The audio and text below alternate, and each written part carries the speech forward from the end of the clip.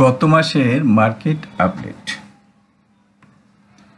গত মাসের 20 বা 21 ওয়ার্কিং দিবসে পুরো মাস জুড়ে যে সমস্ত স্টকগুলো ভালো আচরণ করছে, আমি এখানে শুধু সেইগুলো নিয়ে আলোচনা করব এবং এটা রিভার্সাল ক্রাইটেরিয়ার ভিত্তিতে আমি এখানে আলোচনা করতে চাচ্ছি। রিভার্সাল ক্রাইটেরিয়াগুলো বলতে আমি বোঝাচ্ছি যেটা 10 লাইন ব্রেকআউট হয়েছে এবং লোয়ার হাই তৈরি করে বুলিশ ফর্মে আসছে এবং ম্যাকডিও জিরো লাইনের সাহায্য নিয়েছি।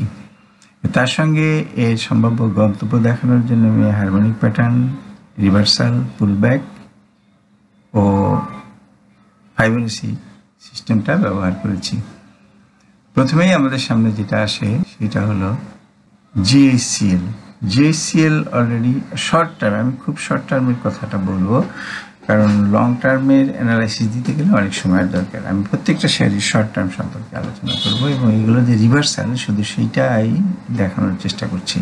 জিএসসিএলটা সে divergence, bullish divergence, MACD zero line এবং আরএসআই ইত্যাদির ভিত্তিতে এবং সেই সঙ্গে শেয়ারটা আমি কোনো শেয়ারই এখানে হারমোনিক প্যাটার্ন আঁকবো না, কিন্তু হারমোনিক প্যাটার্নের ফাইবোনাচি রেশিওগুলো ব্যবহার করে এই টার্গেট বলার চেষ্টা করব। এখানে ফাইবোনাচি বি পয়েন্ট হলো এটা বি পয়েন্ট, এটা বিয়ারিশ বাটারফ্লাই প্যাটার্ন এবং বি পয়েন্ট ইজিকুলো 786। সুতরাং আমি এটা মনে করি যে এটার নেক্সট মুভমেন্ট আপ টু 127.2% অর্থাৎ 34.70 এবং এর এই ফ্লোর প্রাইস পর্যন্ত এখানে একটা রেজিস্ট্যান্স আছে এবং এর নেক্সট গন্তব্য 5 হতে তার গন্তব্য ওই পর্যন্ত। ওয়াই ম্যাক্স লং টার্মে এটার টার্গেট অনেক দূরে, কিন্তু আমি এখানে লং টার্ম নিয়ে কথা বলবো না। আমি এখানে জাস্ট লং টার্মে ট্রেড করার পদ্ধতি হলো শর্ট টার্মে অর্থাৎ ডেইলি টাইম ফ্রেমে সেটা সুইংগুলো দেখে ট্রেড করার নিয়ম। এটা ডেইলি টাইম ফ্রেমে একটা সুইং তৈরি হয়েছে, এই সুইংটা হলো এইখানে লোয়ার বোলিংয়ের ব্যান্ড টাচ করছে এবং এখান থেকে এবং একই সঙ্গে সে ম্যাকডি জিরো লাইনের উপরে সাপোর্ট নিছে। সুতরাং এটাকে বলা যায় যে সে এখান থেকে রিভার্স করার সম্ভাবনা অনেক বেশি। ওকে, আচ্ছা, এইটা হলো কপারটেক। কপারটেকও বুলিশ ডাইভারজেন্স, 10 লাইন ব্রেকআউট, কিন্তু এখনো রিটেস্ট হয়ে পারে নাই। সুতরাং রিটেস্টের জন্য অপেক্ষা করতে হবে। রিটেস্ট হলে বোঝা যাবে যে এটা successful breakout Coppertech Industries. YPL ও একই পদ্ধতিতে এটা একটা বুলিশ প্যাটার্নের মধ্যে আছে এবং মিড বোলিংয়ের ব্যান্ড টাচ করছে, এবং একই সঙ্গে আরএসআই 50-র উপরে সাপোর্ট এবং এখানে ম্যাকডি জিরো লাইন এটা হলো হিস্টোগ্রাম জিরো লাইনের উপর সাপোর্ট নিছে এবং এই সঙ্গে মিড বোলিংয়ের ব্যান্ডের সাপোর্ট নিছে। সুতরাং নেক্সট গন্তব্য আমরা বলতে পারি তার সামনের দিকে হওয়া সম্ভাবনা সাময়িক। লঙ্কা বাংলা ফাইন্যান্সটাকে এই মুহূর্তে ঠিক রিভার্সাল বলা যাচ্ছে না, কারণ যদিও একটা বুলিশ ডাইভারজেন্স আছে কিন্তু এখান থেকে সে কোনো রেজিস্ট্যান্স বা ট্রেন্ড লাইন কোনোটাই ব্রেক করতে পারেনি। সুতরাং আমরা তারপরে বলবো যে সে সাপোর্টে আচরণ করতেছে, যেন সে আর নিচে নামবে না, এই ধরনের একটা আচরণ। অর্থাৎ এখানে দুইটা ক্যান্ডেল এবং সেই সঙ্গে এখানে বুলিশ ডাইভারজেন্স ইত্যাদি। জিপিএইচ ইস্পাত একটা হারমোনিক প্যাটার্ন তো বটেই, তারপরে সে বুলিশ ফর্মে আছে এবং বোলিংয়ের ব্যান্ড হিসাবে সে ফার্স্ট হায়ার লো তৈরি করছে এবং তার সম্ভাব্য গন্তব্য মনে করি যে এইখান থেকে সামনের দিকেই হবে। এটার আর টার্গেট নিরূপণ করি না, কারণ আমি এটা শর্ট টার্মের একটা অ্যানালাইসিস দিলাম যে এটা বুলিশ, শুধু এটা দেখানোর চেষ্টা করলাম।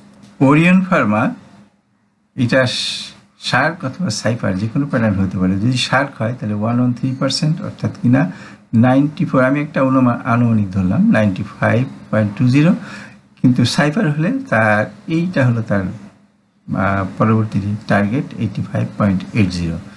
অগ্নি সিস্টেম লিমিটেড তার আগের সাইফার প্যাটার্নের টার্গেট মিট করছে এখন সে এখানে একটা চ্যানেলটা ব্রেকআউট, একটা সাপোর্ট, দেন এ সাপোর্ট থেকে, এবং সে যেহেতু RSI 30-তে টাচ করে নাই এবং তার সামনে এখানে সে আর একটা সাপোর্টের উপরে আছে, প্রাইস এখন তার একটা ডায়াগোনাল সাপোর্টের উপরে, এবং আমরা আশা করি যে সে চ্যানেল ব্রেকআউটের যে টার্গেটটা সেটা ফিল আপ করতে পারে।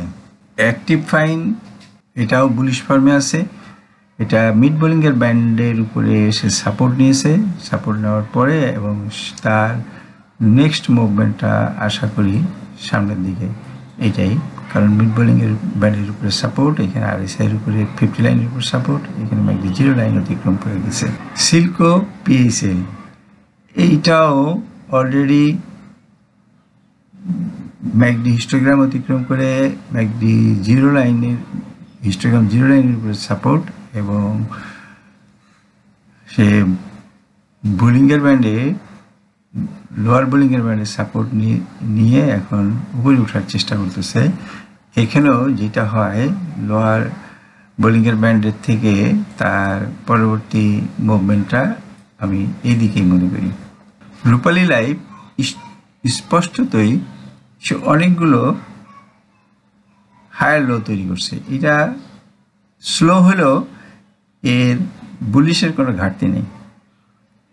এর এই বোলিংয়ের ব্যান্ডের সাধারণ নিয়ম অনুসারে লোয়ার বোলিংয়ের ব্যান্ড, আপার বোলিংয়ের ব্যান্ড ব্রেকআউট, দেন আবার মিড বোলিংয়ের ব্যান্ড অথবা লোয়ার বোলিংয়ের ব্যান্ড, এইভাবে সে খুবই স্লোলি উপরে উঠতেছে। প্রগতি লাইফও মিড বোলিংয়ের ব্যান্ডের উপর সাপোর্ট নিয়ে এবং RSI ও ম্যাকডির সকল শর্ত পূরণ করে তার নেক্সট মুভমেন্টের দিকে যাচ্ছে। সিলভা PSL বোলিংয়ের ব্যান্ডের আপার বোলিংয়ের ব্যান্ড ব্রেক করছে, ফলে সে নিচে নেমে আসছে। এখন মিড বোলিংয়ের ব্যান্ডের সাপোর্ট, সেই সঙ্গে RSI 50 লাইনের সাপোর্ট, ম্যাকডি হিস্টোগ্রাম 0 লাইনের থেকে এখন বুলিশ ফর্মে আছে, এবং বুলিশ ফর্মে নেক্সট মুভমেন্টটা উপরের দিকে হয় স্বাভাবিক। বিচ হ্যাচারি একটা দীর্ঘমেয়াদী বুলিশ ট্রেন্ড, এবং এই দীর্ঘমেয়াদী বুলিশ ট্রেন্ডের আমি কিভাবে ট্রেড করতে হয় আমি অন্যত্র আলোচনা করব, এবং এখানে একটু সংক্ষিপ্ত আকারে এই দীর্ঘমেয়াদী বুলিশ ট্রেন্ডের ফর্মটা একটু দেখাইতে যাচ্ছি। সেটা হলো, আমি একটা 1 মান্থ ভিউতে আসি। 1 মান্থ ভিউতে এইটা ফ্ল্যাট বটম কিংবা রাউন্ডিং বটম, এবং এর যেটা আমরা টার্গেট যেভাবে নিরূপণ করে থাকি সেটা হলো টপ থেকে বটম পর্যন্ত 5 রিট্রেসমেন্টে যেটা হয়, অর্থাৎ এর 125 প্লাস সামথিং, এটা আমরা মনে করতে পারি যে টার্গেট হতে পারে। কিন্তু এখানে যেভাবে এটা ট্রেড করতে হবে সেটা হলো সুইং ট্রেডগুলোতে যারা ট্রেডার তারা করতে পারে, তবে এটা যার যার নিজস্ব ব্যাপার।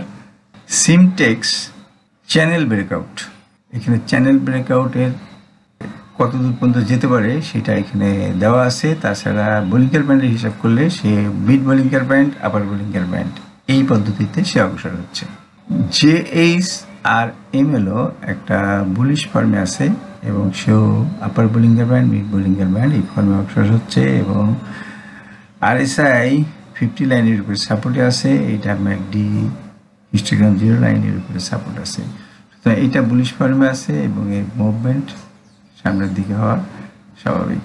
AIL একটা লং টার্ম বুলিশ প্যাটার্ন, আমি এখানে ক্লাব বা অন্য কোনো প্যাটার্ন হিসাবে এটাকে আলাপ করতে চাচ্ছি না, আমি এটা লং টার্ম বুলিশ প্যাটার্নে, এটা এখানে একটা 1, 2, 3 প্যাটার্ন আছে, এবং 1, 2, 3 প্যাটার্নে 5 এক্সটেনশন যেটা হয়, আমি এখানে সেই এক্সটেনশনটা দেখাইছি। আপাতত 261.618%, এবং এর সম্ভাব্য গন্তব্য 160।